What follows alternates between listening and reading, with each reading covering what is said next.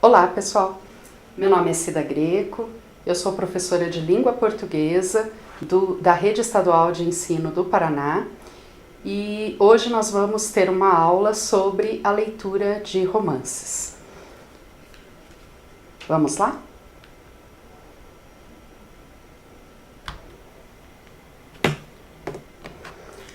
Bom, para começar, eu vou pedir que vocês peguem o caderno, o livro didático, quem tiver o livro didático, nós vamos fazer algumas leituras do livro. Também haverá um material que será disponibilizado para vocês sobre essa aula hoje no Google Classroom, no aplicativo, e vocês terão acesso aos textos que serão lidos, os textos que serão estudados. Nas aulas anteriores, vocês estudaram um pouquinho sobre o conto. E a partir de agora a gente vai estudar uma unidade que vai falar dos romances. Vamos ver os objetivos da aula. Então, o primeiro objetivo que a gente tem para a aula é compreender as características de um romance. Então, veja, você vai compreender o que faz um romance ser diferente de um outro tipo de texto, de um conto, ser diferente de uma crônica, ser diferente de uma fábula ou de uma poesia. Cada tipo de texto tem uma característica diferenciada. Então, alguns elementos se destacam. Então, a ideia é que você conheça essas características, compreenda como elas funcionam. O segundo objetivo da nossa aula de hoje é diferenciar o discurso direto do discurso indireto. Ah, professora, mas eu não sei o que é isso, eu não sei o que é discurso direto, o que é discurso indireto. Veja, você vai, na aula de hoje, aprender as diferenças desses dois discursos, para que quando você leia um romance, uma narrativa, ou um outro tipo de texto, você consiga entender que um é diferente do outro, pelas marcas na língua, pela pontuação, pelas palavras que são usadas, pelo modo como está sendo utilizado aquele texto. Então, há diferenças e hoje a gente vai falar um pouquinho sobre isso também.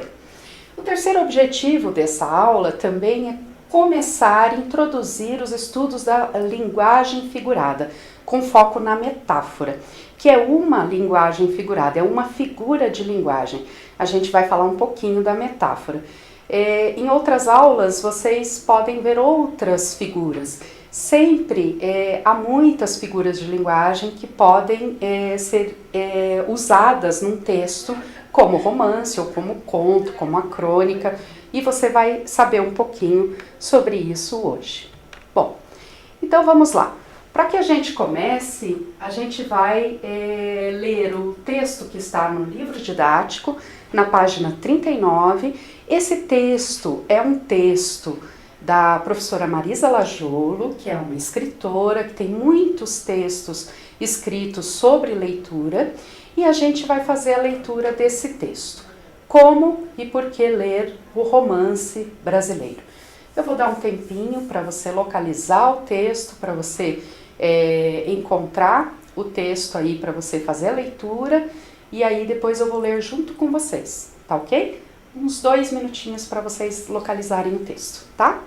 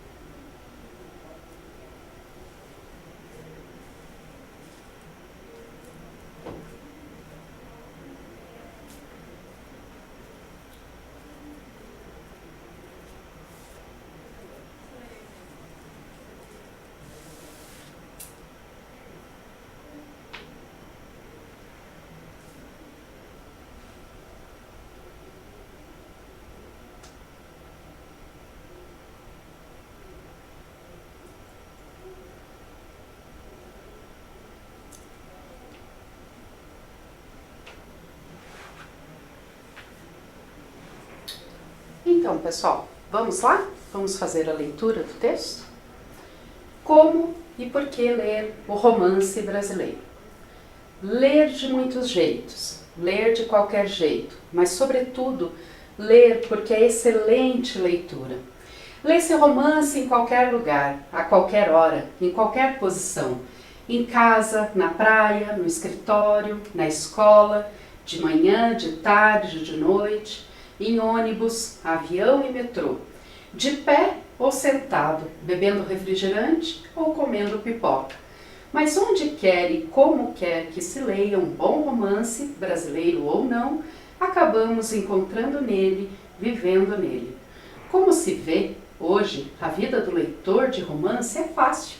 E assim sendo, não há culpa. Maiores e menores de idade podem, sempre que quiserem, ler romances e se apaixonar por eles.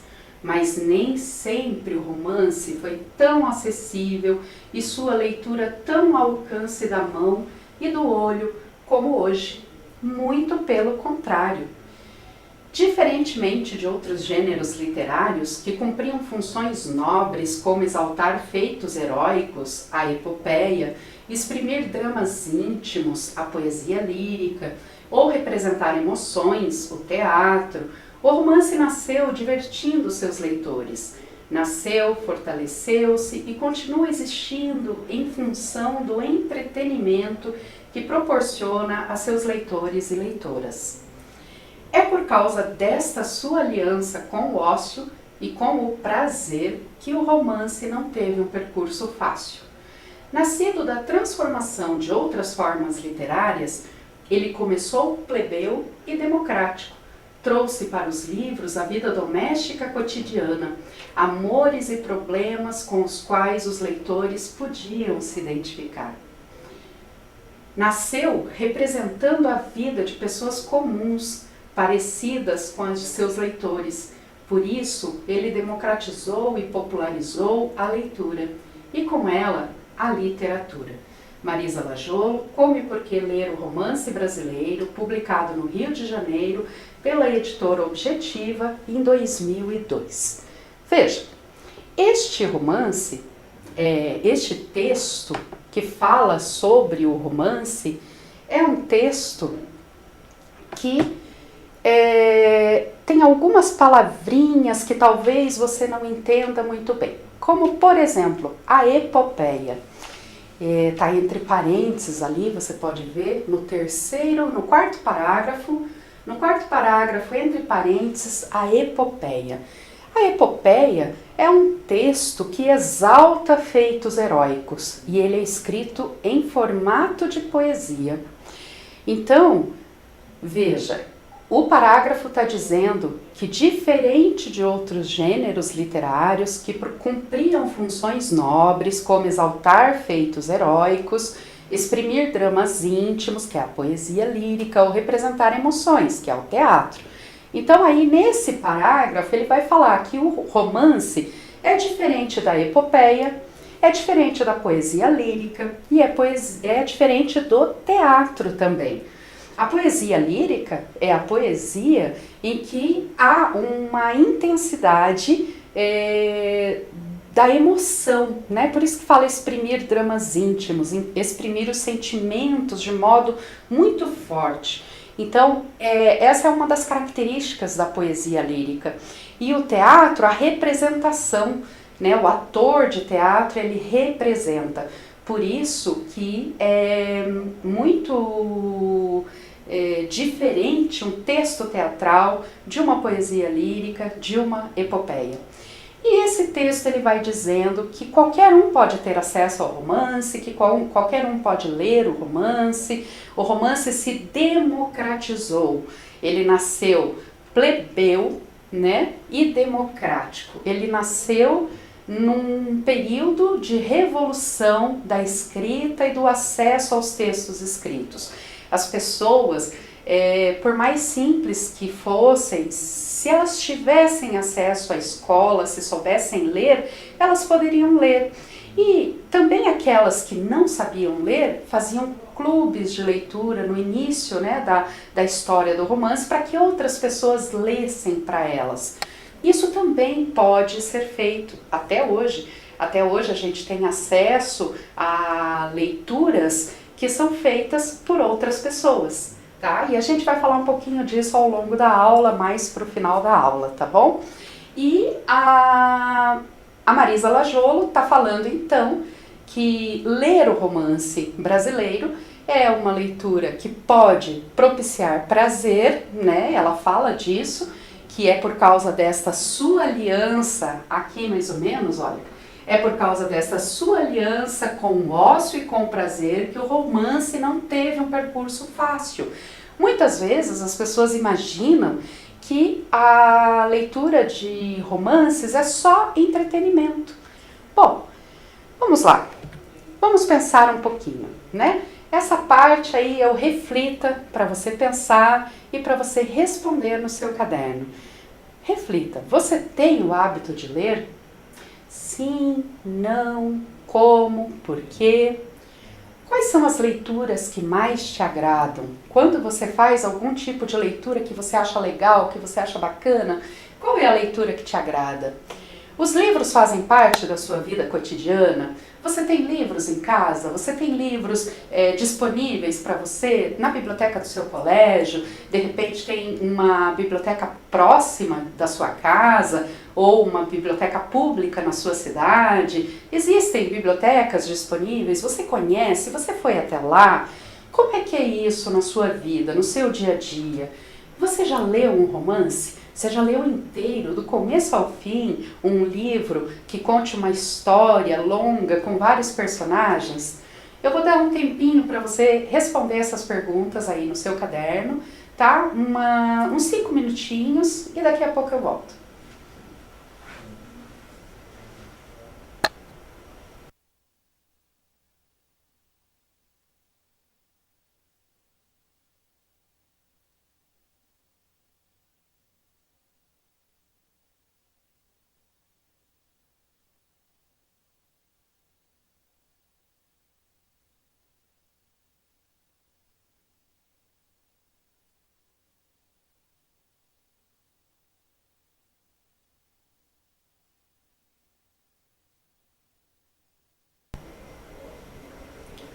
E aí, pessoal, deu tempo de responder? Conseguiu?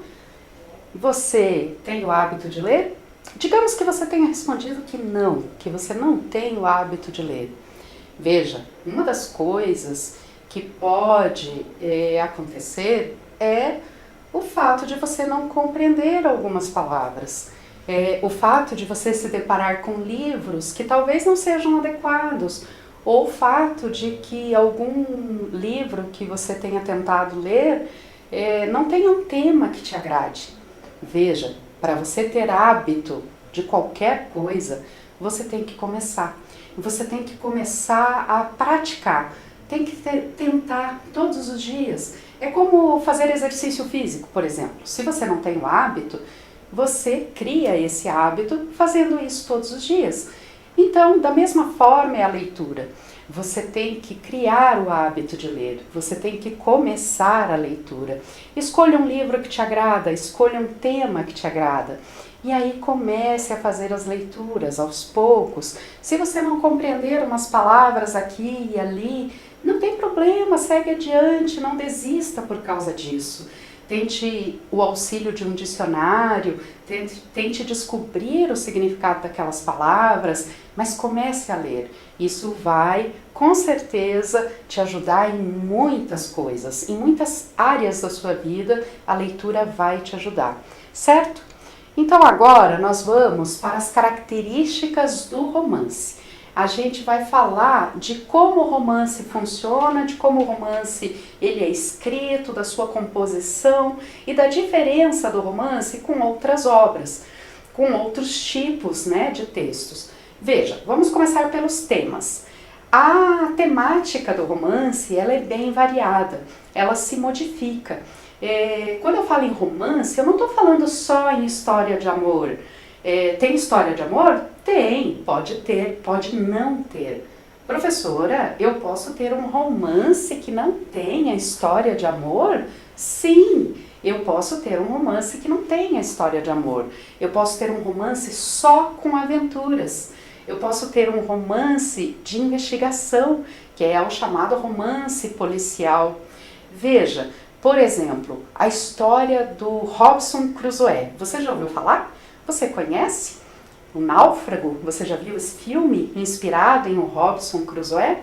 Então, esse romance é um romance de aventura, de um rapaz que se perde, né, no mar, ele vira um náufrago e ele vai parar numa ilha deserta e vive 1000 aventuras nesta ilha. Veja, romance de aventura não é necessariamente romance de amor, certo? Romance de investigação, o romance policial, é o romance em que você tem um detetive tentando descobrir um crime. Por exemplo, o famoso, né, detetive Sherlock Holmes, do Conan Doyle. Conan Doyle fez o Sherlock Holmes e a Agatha Christie fez vários outros romances policiais de investigação, tentando descobrir quem era o assassino, quem era o culpado, quem cometeu aquele crime. Então você vai ter esse tipo de romance também. E tem romance de amor, sim, tem histórias de amor, tem histórias de vários tipos de amores, né? O romance ele tem alguns séculos já, muitas obras escritas, muitos autores escritos, e você pode ter também um romance que retrate a desigualdade social, como é o caso, por exemplo, do Cortiço, de Aloysio de Azevedo, que vai mostrar a história do nascimento dos cortiços no Rio de Janeiro, e outras obras também. Romance histórico, que é o romance que te leva para uma época, para um período, para outro século, uma época medieval talvez, ou sei lá, o século XVII, o século XVIII, que vai retratar a história, como por exemplo Os Miseráveis, de Victor Hugo, que é um romance que te traz a história do período da Revolução Francesa. Então, veja que as temáticas são muito variadas. Eu posso construir um romance com temas diferentes. Eu posso escrever hoje um romance de amor e amanhã eu posso escrever um romance de aventura. E alguns autores escrevem vários tipos de romance. Outros autores ficam especificamente em um tipo, não modificam, né, essa temática. Então vai depender muito também do autor, do escritor, do que ele escolhe como tema para o seu romance. Bom, um outro ponto, o segundo ponto, pode ter mais de um conflito. Como vocês viram em aulas anteriores, o conto ele é uma história curta e que apresenta um conflito. O romance ele pode apresentar mais de um. Ele pode trazer um só? Pode, mas ele pode trazer vários outros conflitos e até mesmo misturar as temáticas, tá? Isso também é possível. O romance ele é escrito em prosa, ou seja, que é o terceiro ponto ali. O romance não é escrito como a poesia, ele não é escrito em versos. E o romance também não é escrito como o teatro. No teatro você tem as falas dos personagens. No romance você pode ter as falas? Sim, você tem as falas. Só que você tem um narrador, porque é um texto narrativo. Então é uma narrativa longa, que é o quarto ponto ali. Narrativa longa e uma narrativa escrita em prosa. O que isso quer dizer? Em parágrafos. Prosa nada mais é do que parágrafos, tá? Então você vai ter um narrador contando uma história com alguns conflitos, com uma temática, numa narrativa longa. Mas não é só isso, tem mais. Veja, o romance ele apresenta longas descrições. Os ambientes, os personagens, eles são descritos de modo bastante detalhado. Então você pode ter num romance uma escrita de um personagem, uma descrição de um personagem que é extremamente importante para que você entenda a personalidade daquele personagem, para que você entenda como ele é construído e quais são as características dele. as características, por exemplo, psicológicas, de personalidade, de caráter, para entender as ações dele durante a história. Então, por isso você tem essas descrições detalhadas, tá? O ambiente também. Você pode ter romances em que o ambiente tem uma descrição mais detalhada, porque aquilo é importante para aquela história. E você pode ter um romance em que o ambiente talvez não seja tão detalhado assim, porque é mais importante detalhar os personagens. Então vai depender muito de como o romance é escrito, mas geralmente as descrições são bastante detalhadas, são bem longas. O próximo ponto fala da caracterização do romance de acordo com uma época. Veja, o que isso quer dizer? O romance, ele é escrito num determinado período. Por exemplo, um romance que foi escrito no século XIX. Ele vai trazer características como a linguagem, por exemplo, do século XIX. Eu posso ter adaptações para hoje, para o século XXI? Posso, mas o original foi escrito lá de acordo com as características daquela época, de acordo com o que se vivia naquela época. Veja, então é importante você saber quando um romance foi escrito, para entender um pouquinho do contexto histórico da época, do que se vivia, de como se falava, que linguagem se utilizava, para poder compreender melhor o romance, tá? Isso também te ajuda a entender melhor. E o último ponto aí das características do romance é que hoje, no século XXI, o romance ele concorre com as mídias modernas. Depois da invenção do rádio, da TV, do cinema, da internet, a gente tem o romance no livro, na forma de livro, muitas vezes adaptado para a televisão, em forma de novelas, de minisséries, em forma de séries até. Você tem adaptações para o cinema, você tem no rádio, na internet, você tem a possibilidade tanto de ler quanto de ouvir um romance, certo? Então, essa concorrência com as mídias modernas também faz com que o romance se modifique. O romance do século XXI já apresenta diferenças importantes em relação ao romance do século XIX. Vamos lá, um quiz rapidinho, 2 minutos para você responder. Quais são os tipos de romance?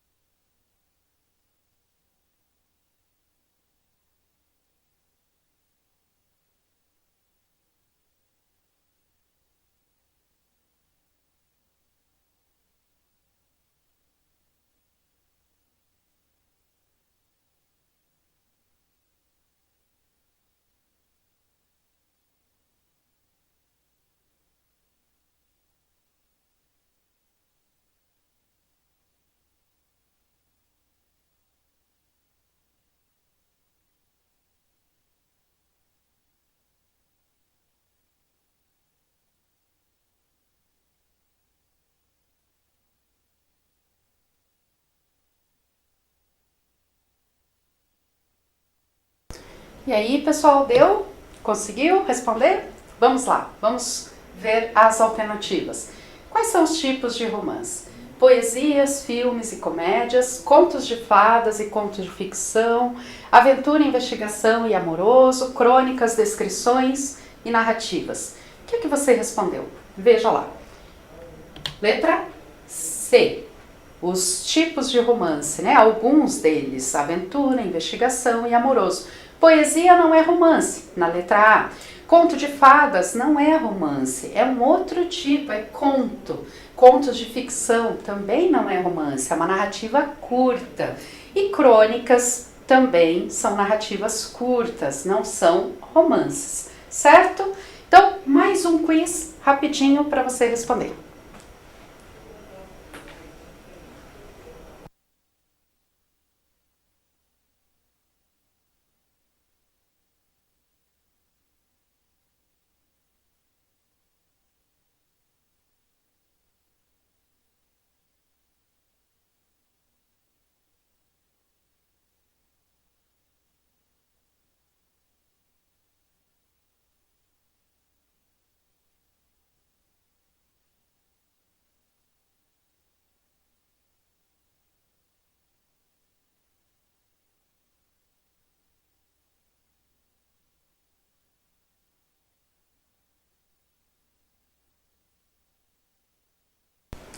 E aí, conseguiu?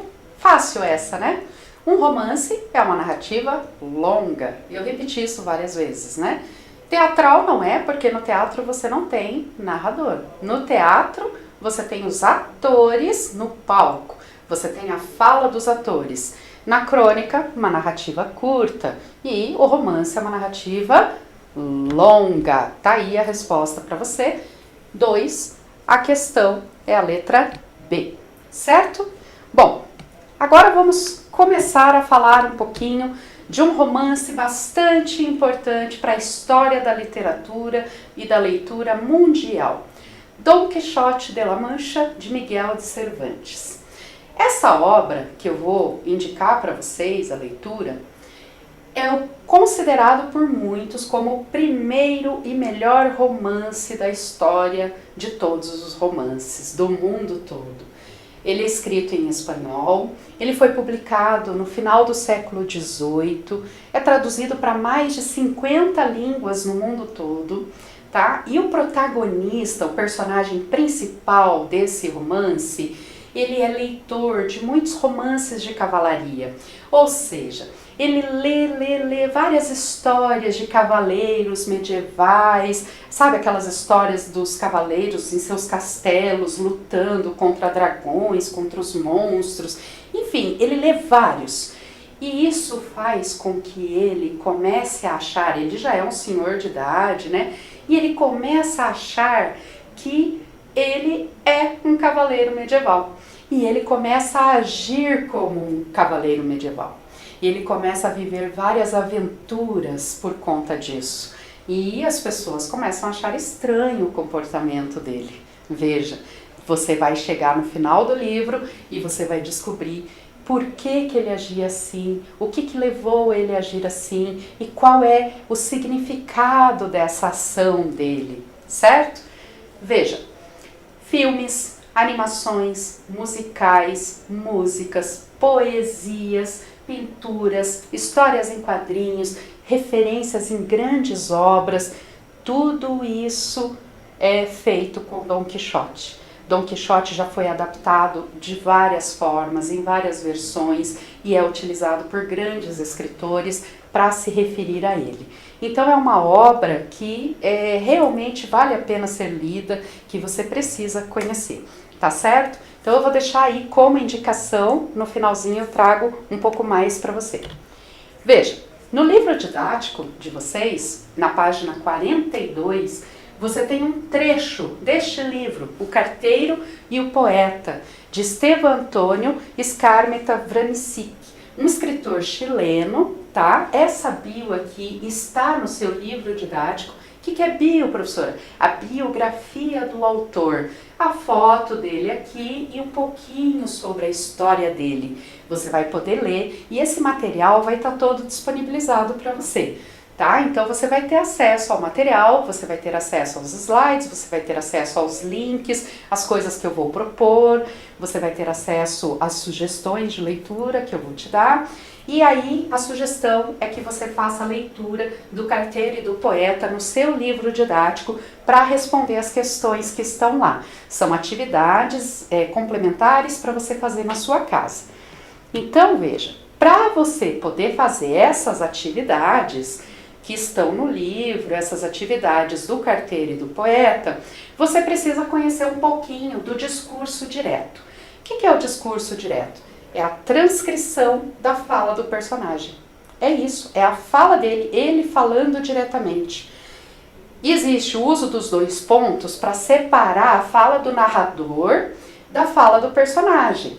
E o travessão para separar as falas. Então, quando você vê diálogos no texto, quando você vê falas no texto, você vai perceber o uso do travessão. Ali está indicando que tem um discurso direto. Você tem que ficar atento, certo? Travessão pode ser usado para outras coisas também, não só para o discurso direto. Mas quando tiver um travessão, desconfie, leia com atenção, observe a pontuação. Uma outra coisa, no discurso direto você tem um narrador falando que alguém disse, alguém perguntou, alguém respondeu, gritou, aconselhou. O que é isso? São os verbos de elocução. também conhecidos como verbos dicende, que são verbos de dizer. Alguém disse, alguém falou, alguém exclamou, perguntou. Esses verbos são verbos que introduzem a fala do personagem, tá? E não tem a participação do narrador na fala. O narrador, ele fala na hora dele descrever o personagem, na hora dele descrever o ambiente, quando ele está contando o que aconteceu, mas quem fala diretamente é o personagem num discurso direto. Agora, no discurso indireto, você tem o narrador falando pelo personagem. A fala é em terceira pessoa. Por exemplo, o narrador, tá? Ou quando alguém fala de outra pessoa, fala o que a outra pessoa disse. E o uso do conectivo que, depois do verbo de elocução, que a gente viu no slide anterior, certo? Ele disse que. Então, o personagem X disse que. Vou dar um exemplo para isso ficar melhor, para ficar mais claro, tá? Então, lá no livro didático mesmo, no textinho que você vai ler do Carteiro e o Poeta, você tem dois exemplos. Um exemplo de discurso indireto. Neruda apertou os dedos no cotovelo do carteiro e o foi conduzindo até o poste onde havia estacionado a bicicleta. Aqui quem está falando é o narrador, certo? Não é o Neruda. Agora aqui você tem uma fala do carteiro. O carteiro está dizendo, puxa, eu bem que gostaria de ser poeta. O Neruda, ele é um personagem dessa história, um personagem inspirado num personagem real, Pablo Neruda, que foi um importante poeta também do Chile, né, chileno, Prêmio Nobel de Literatura, que é um prêmio muito importante na história da literatura, e ele ele recebia muitas cartas em sua casa. E o que aconteceu? O carteiro que entregava as cartas fez uma amizade muito grande com ele. Então essa história do Skármeta, ela é inspirada no Carteiro e no Poeta, na história real do Pablo Neruda com o seu amigo, né, o carteiro que lhe entregava as cartas, que fez amizade com ele. E o carteiro está dizendo, puxa, eu bem que gostaria de ser poeta. E eles vão falar um pouco na história sobre a metáfora, sobre a construção de poesia, sobre a construção da história literária, do escrito literário, como é que isso se dá, tá? Então fica o convite aí para você ler a história. E agora, mais um quiz, para você pensar um pouquinho aí. No discurso direto, o narrador. 2 minutinhos para você responder.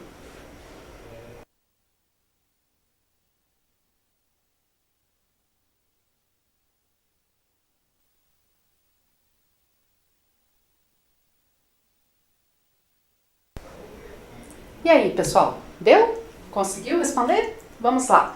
No discurso direto, o narrador participa ativamente das falas dos personagens? Não, ele não participa. Ele não interfere na fala dos personagens? O que você acha? Ele faz parte das falas dos personagens? Ou ele critica a fala dos personagens? Qual alternativa você marcou? A letra B. Parabéns, você marcou a letra B, está correto. Ele não interfere na fala dos personagens quando o discurso é direto. Apenas quando é discurso indireto é que você tem o narrador falando pelo personagem, dizendo o que o personagem disse.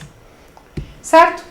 Vamos lá, gente. Para a gente poder ler o romance, para poder responder as perguntas, entender um pouquinho mais, a gente tem que entender uma diferença entre as linguagens.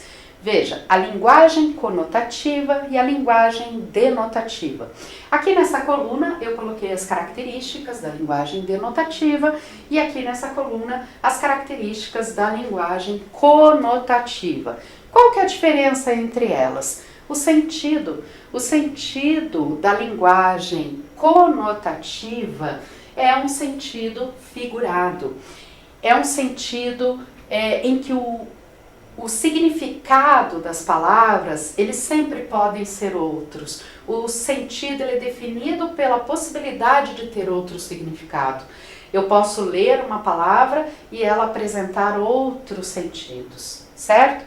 E essa linguagem é uma linguagem subjetiva. Ela é relativa àquilo que o sujeito sente. Por isso, subjetiva é relativo ao sujeito. Cada um pode ter um sentimento em relação às coisas. E isso faz com que a linguagem seja figurada, certo? Já na linguagem denotativa, você tem uma linguagem objetiva, o sentido literal e refere-se a algo que existe no mundo real, algo concreto. Então, a possibilidade de sentidos numa linguagem denotativa, ela é menor ou ela é mais limitada do que na linguagem figurada.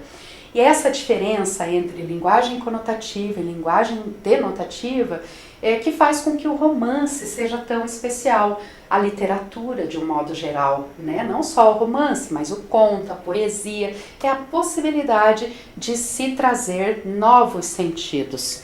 Veja, outro quiz. Na linguagem conotativa, o sentido está na palavra do outro, sempre pode ser outro, nunca pode ser outro ou discorda do outro. Veja bem, as alternativas parecem iguais, estão bem parecidas. Então, leia aí com calma, analise, um minutinho, bem rapidinho, eu já volto, você faz.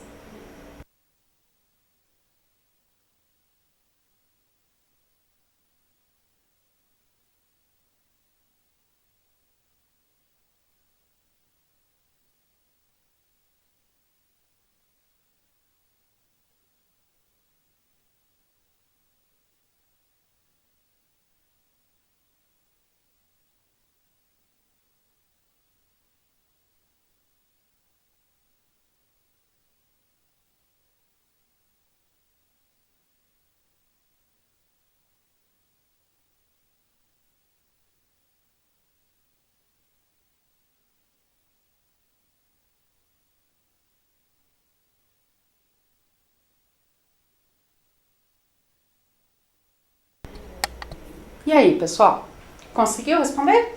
Na linguagem conotativa, o sentido está na palavra do outro, sempre pode ser outro, nunca pode ser outro ou discorda do outro. O que você respondeu? É a letra B, sempre pode ser outro. Então, o sentido figurado é o sentido que se liga à possibilidade de múltiplos sentidos.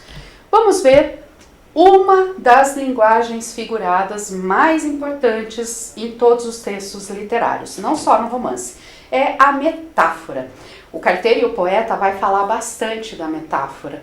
E o que é a metáfora? É uma figura de linguagem que emprega uma palavra com o sentido de outra, sem a necessidade de usar uma palavra de comparação.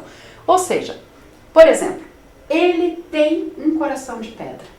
Eu não estou dizendo que o coração dele é como uma pedra. Eu estou dizendo que ele tem. Então veja, é uma afirmação. Ele tem um coração de pedra. Qual seria um sentido mais denotativo, um sentido mais real? Seria dizer assim, ele tem um coração duro, ele tem um coração difícil. Eu poderia usar outra palavra. Então eu substituo essa palavra, o coração de pedra, para fazer uma metáfora. Ou a metáfora que está lá no livro de vocês, o mar é um monstro verde. Eu estou afirmando que o mar é um monstro verde, certo? Eu vou deixar aí para vocês, gente, um quiz, de novo, para você pensar em qual alternativa contém uma metáfora. O monstro é forte, o mar é agitado, o mar é monstro ou o monstro é feio. Qual delas é uma metáfora? Tá? Eu já volto, um minutinho.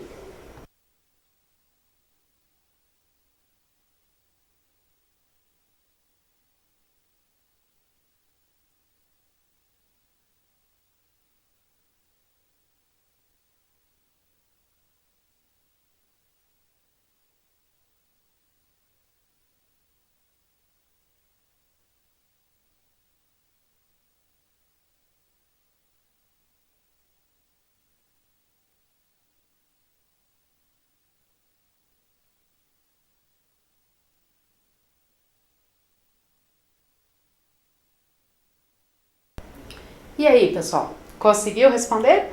E aí, o monstro é forte? Não é uma metáfora, né? Porque todos os monstros são fortes. O mar é agitado? É, o mar é agitado. O mar é monstro?